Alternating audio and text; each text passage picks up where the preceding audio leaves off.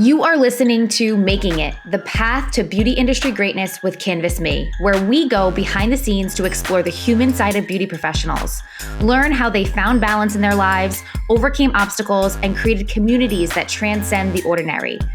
Hosted by Canvas Me co-founders Jen and Matt Martinelli alongside Canvas Me directors April and Megan, Making It is your guide to navigating the ever-evolving world of beauty. Welcome to Making It, where beauty industry professionals are sharing their personal journeys with us. My name is Megan, and I am the host of today's beautiful story for you. Today, I am joined by Jill Krahn.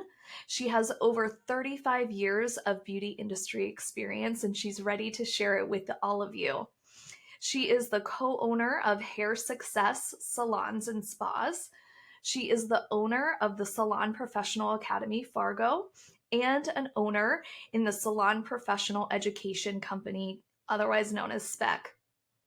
Jill is consistently giving back to this industry.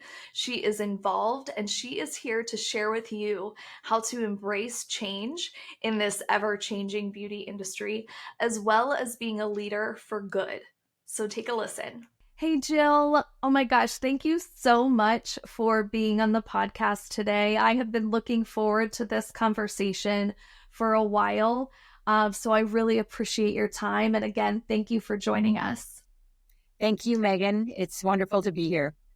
Yes, absolutely. So, let's dive right in, because I know with your 35 years experience in the beauty industry and all that you've done, I'm anxious to kind of hear your answer to this question. Obviously, the podcast is called Making It, and we want to know, do you feel like you have made it? It's a funny question. I don't think anybody's ever asked me before. But when I think about it, I never think about that I've made it. I always am striving for new goals every year. It all depends on who I meet along the journey that kind of take me to a next set of goals. So what you think is what you want to make it, and what happens is sometimes different but better. So I just always have been a goal maker and always looking for new ways to do stuff. And I'll probably never totally retire, because I think I would go crazy. Yeah. Oh, I totally get that. And I love the fact that you kind of like reference it back to the people, the people that have come into your life and brought different opportunities and everything. And isn't that, what our industry is all about, is the people? Absolutely. And elevating everything to the next level. I think that's important too. So when you elevate yourself and you allow education, I always believe, is the thing that can change your world. So as long as you are constantly allowing yourself to learn and grow, and then you just are there for many, many people wherever, God kind of guides you to be. And that's kind of where I have been. And it's been really wonderful. Watching all these students grow, seeing those light bulbs turn on has been amazing. Yes. And even helping the educators grow. I remember a situation that me and another franchisee thought this one educator was not going to make it. But when we realized she never had tools before, we just watched her totally evolve. It was really, really fun to see. Oh, that's awesome. That's awesome. I love that story.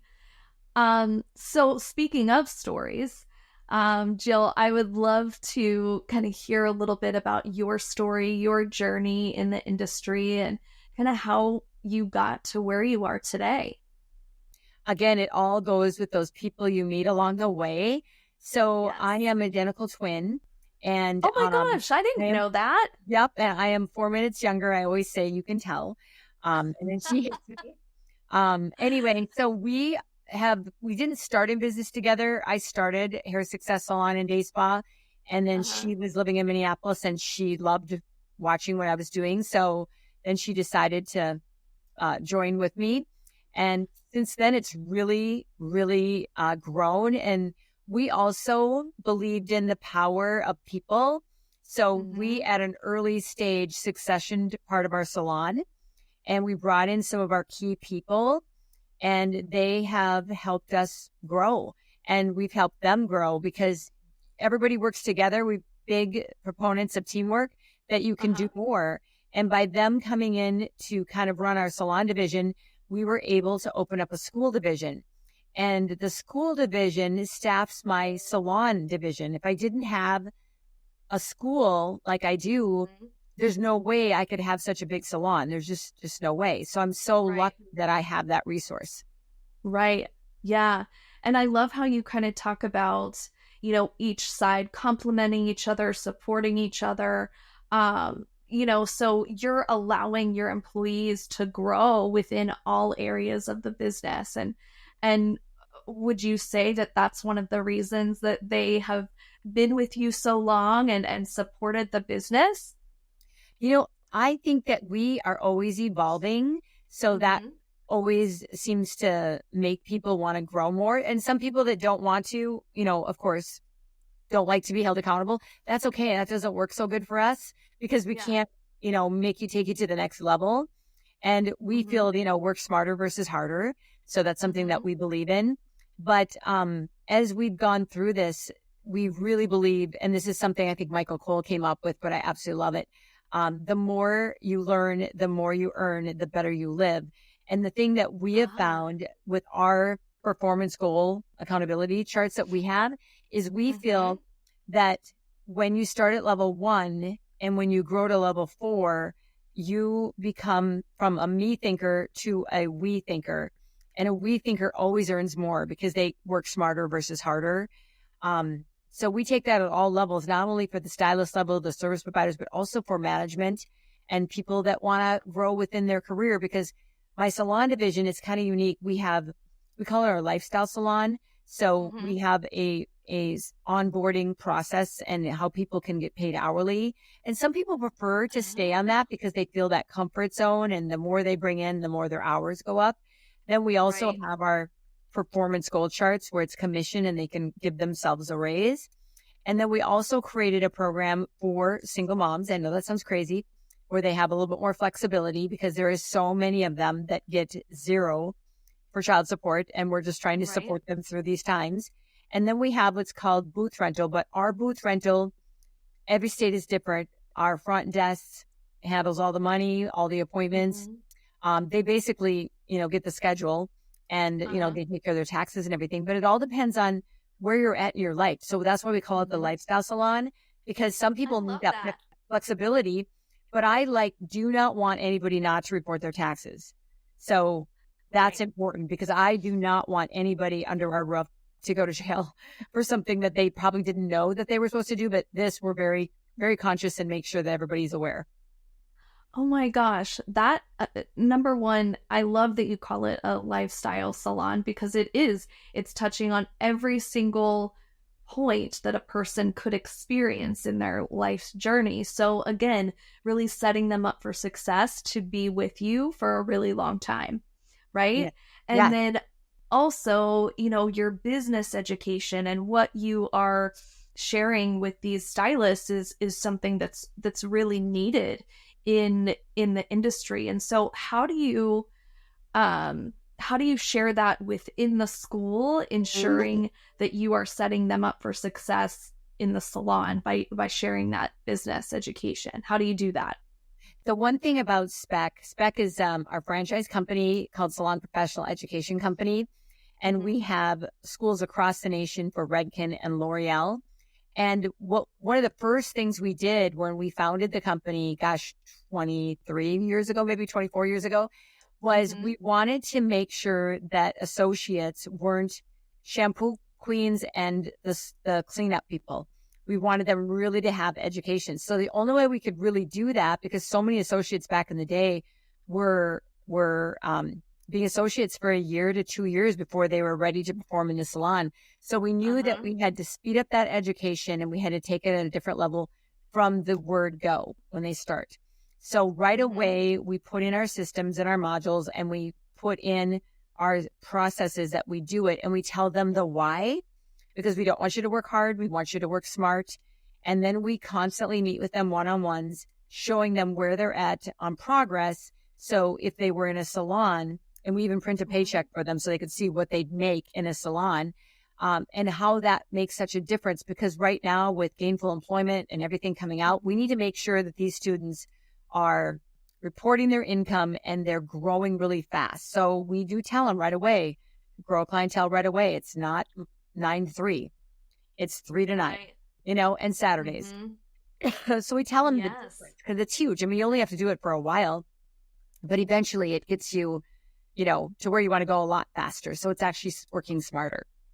Right. And I love that realistic approach, to the industry, because I mean, I remember when I was in the school working in admissions and I was, hearing their stories of what they wanted to do. And sometimes, they would say, well, I only want to work 3 days a week, or, there's that like unrealistic look at it, especially those first few years in the industry and in the salon. In your opinion and in your thoughts, what is like the average time it takes to really build that clientele and to start to see, the fruits of your labor, I guess? It's so varies. That's why I started to work with Canvas Me, because I think it took their social media to a whole new level. And we started in the schools and then we take it to the salon, because I don't think they realize the professionalism that needs to go into it. And also, if you look at the results of video versus just pictures, I mean, right now we're seeing way better results with video. So, we teach that from the start when they're in school, so that they have to start with it right away, even to build up their clientele when they're in school. Because my goal is every client they meet at the school goes to the salon with them, unless they move, of course, away to some warmer country, which very much can happen, here. Right. But I think it's important. They need to know how to market. I get to teach probably once every 6 weeks, which is my favorite day. And one of the questions I always ask the students, what's the first thing you do when you open your business? And they hardly ever get this, is design your concept and your marketing. That's far before anything else. You got to think, what makes you different? What sets you apart? And so many people think that they can work the 9 to 3 and they're going to starve if they start out that way, because you've got to build the clientele first. You've got to earn the right first. But so many times people forget we're in the service industry and people work. So, and they can't always get off work for a hair appointment, especially if it's a 2-hour color or something. So you have to be able to serve and love what you do, because you can change somebody's whole perspective on themselves by making them look and feel better. Yes, absolutely. Absolutely. Now, you brought up your teaching in the school every 6 weeks and how you love it. And share with us, what's the best part of owning a school?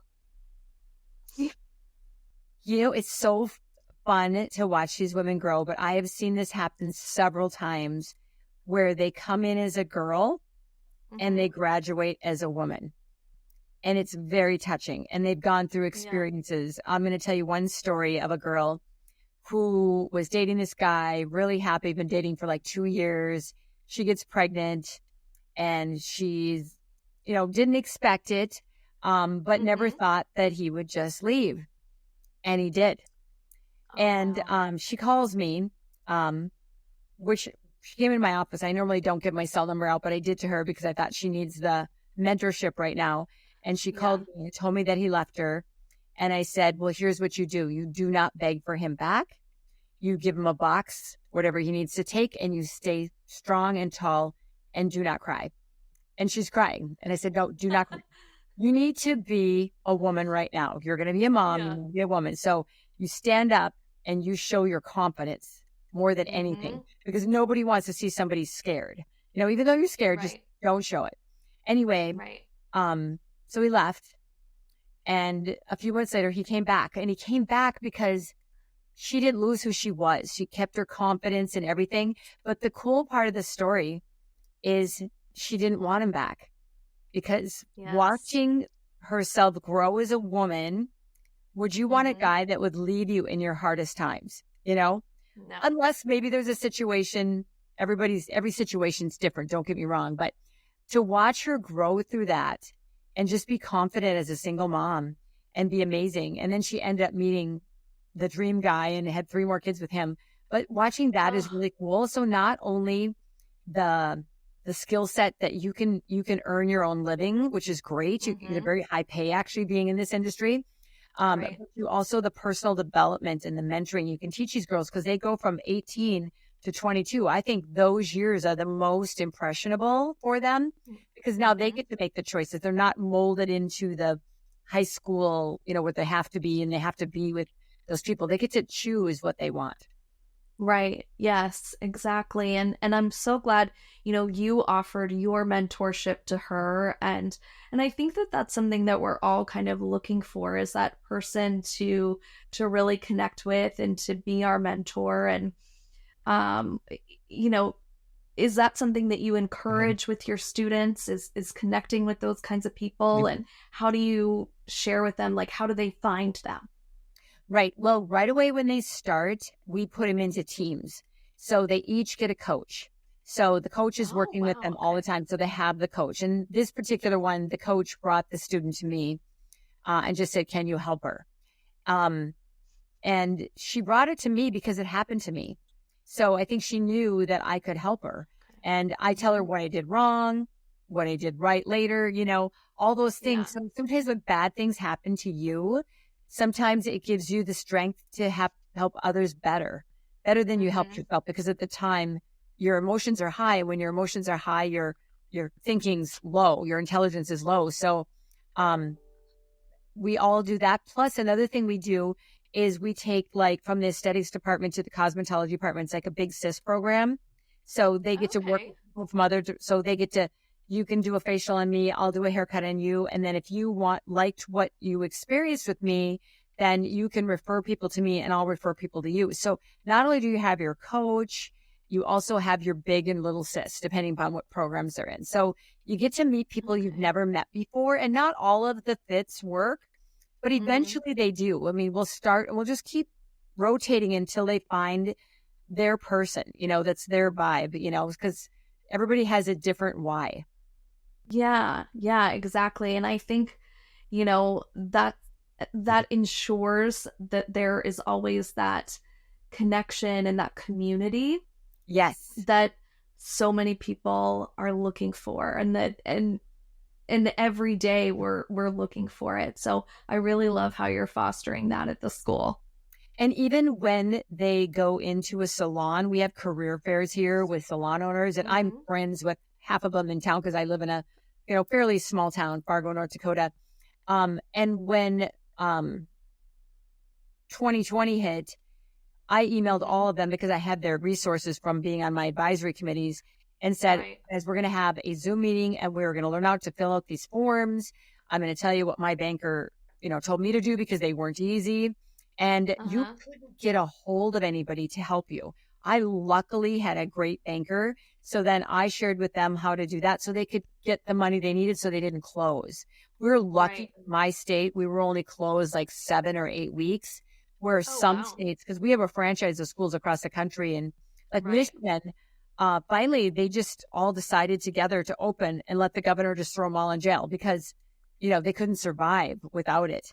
And Minnesota, lots of my friends have salons there that, didn't make it because after a while, your staff has to feed their children. So they just started working from home, which is the worst thing you can do. You're having strangers come to your house. I mean, but they had to live, So a lot of hard times during that time, but a lot of growing as well. Yeah, for sure. It was a crazy time. Crazy. That we all can now say we lived through, and we're on the other side, I think. Yes. Yeah. So I actually am kind of glad that you brought that up, because when I was kind of preparing for our session together, I noticed something that you really put as very important to you, as something that you strive to do, is embrace change. Yep. And, that time was full of change. And since then, especially for the schools, there's been a ton of change. And so how do you keep that, focused, positive mindset embrace it not only for your school and yourself, but also for your team? I love to think out of the box. Uh-huh. I met that. I learned that from one of my mentors many years ago, and it just challenges me. So thinking out of the box is great. One thing I have to tell you about 2020 that always confused me, like when you go to these big box stores, they would make everybody go through one door. Okay, they want to keep us apart from each other, but they make you funnel through one door. I used to think, what the heck is that all about? That never made sense to me. But I would do it. I would try to come times where there weren't a ton of people in line to get in. Right. Use all your doors now, than anything. I left all my doors open. I'm like, no, come in so we can stay apart, Right, So, exactly. You're but right. out of the box, I would have thought differently on that one. And I had a hard time with that one. But, we just learned the new norm, of how we had to be for a while. And it wasn't fun. I got to tell you, I hated wearing the masks. Back, I've never had a cold so many times in my life as a mask. And I, had a new mask on every day, but crazy. I just don't think, I think your immune system goes down. I don't know, but not at the time. No, definitely not. But like when you were, communicating things like that to your team, like how do you create that environment of still being positive and uplifting in times of change and maybe uncertainty, I guess? For my salon, we did Zoom and we did a 2-hour Zoom once a week just to keep in touch with each other.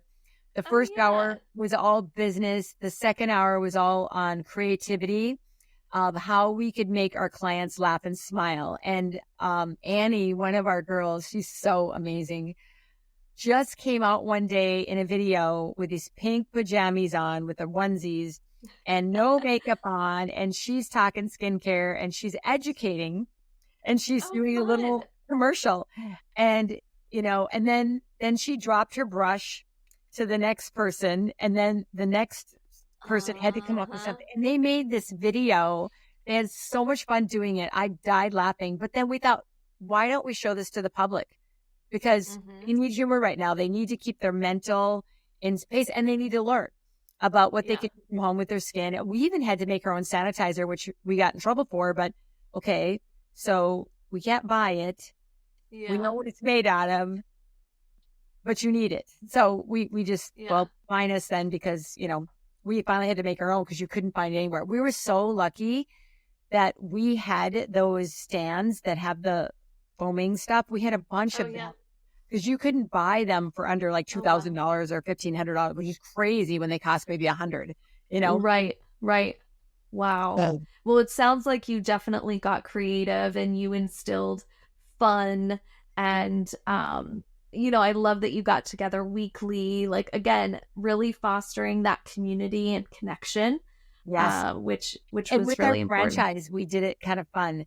So on Tuesdays, we called it Tickle Tuesday, where everybody had to have a beverage, whatever kind. It could be water, coffee, wine, whatever.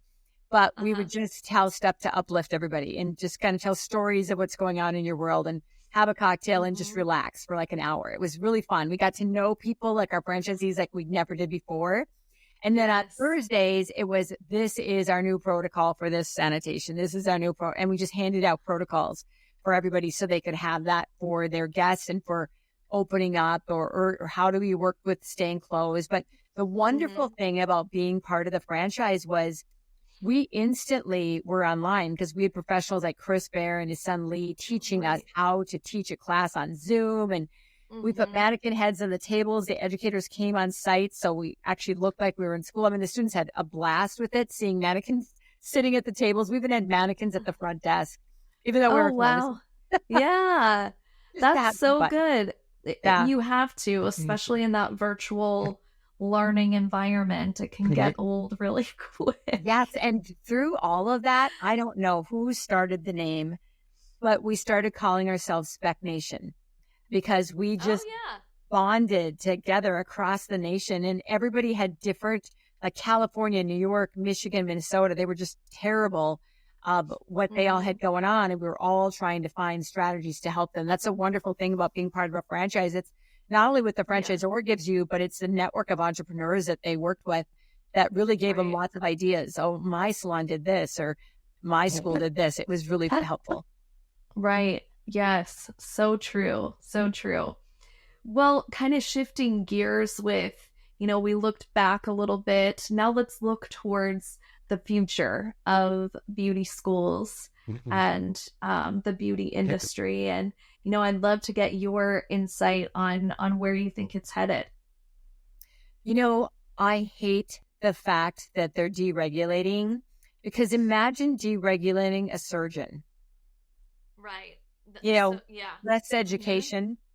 Right. And I talked to people in Europe where they only offer beauty schools by the government, where there's no accountability, and it takes them longer to be good. So most of the salons, he was telling me, don't even hire people until they've worked in the streets for 5 years, because there's just that learning by doing was what they were doing, which takes a lot longer than getting a career in less than a year in the USA.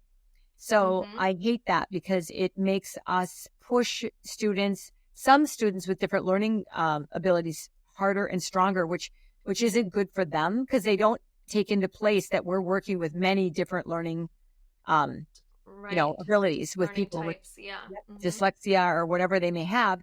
They're very good and do very well in this industry, but you can't push them. You need to give that education. And the more practice they have, the more confidence they have when they go into a salon. So making us, like, just in my state, they lowered it, and I fought it because I thought, no, even at 1,800 hours, they still feel nervous going into a salon. I want them to feel confident. I'm very structured on the business part. I'm very structured on the people conversations that they have, the consultations that they have, all of that. They need to really get that down. And it's not always easy for some people. All the kids are different. Right, exactly. And how are you supposed to, like, when they reduce the hours, how are you supposed to get in all of that valuable information? Right. And it is really crazy. What did your hours start out at, and what are you at now? It was 1,800. It went down to 1,500. We're lucky. Some states went from 15 to 1,000. That's 500 hours less, like Dallas and Texas, all of them did. That's just ridiculous to learn what you need to learn. So all of those students are going to have to spend more money to go advanced training, because they're never going to be able to get it all in beauty school. And they don't have the money when they first get, out of school to do that. And again, back to my single moms, there's a lot of them. This is so not serving the people that they serve, and that's who votes for them. And that's who, makes it what we are. But sometimes we forget who we serve. Right. Right. Yeah. It really is, something that we're constantly watching and monitoring, and all of those things. From the Independence for Justice speak up at a hearing once. He said, we just want to do hair at a wedding. We want to do eyelash extensions, and we want to do the hair at the wedding. We just want to be able to get out in the workforce faster. I said, well, you don't understand. Gluing on a strip of eyelashes is way different than eyelash extensions. So then I asked her lots of questions about different glues. She didn't have a clue. Of course, you're not licensed. You wouldn't know. Different types of allergies that people have. If glues aren't stored correctly, you could get what's called eye mites. And I showed pictures of what eye mites are from not properly stored glue. So, and you only have 2 sets of eyes. So you really have to make sure that you take care of them. And by the end of questioning her, what could she say? She didn't know. And it didn't pass in our state.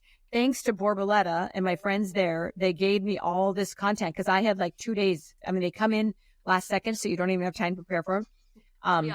But yeah, I mean, and plus some people say, oh, I can't wear eyelashes extensions.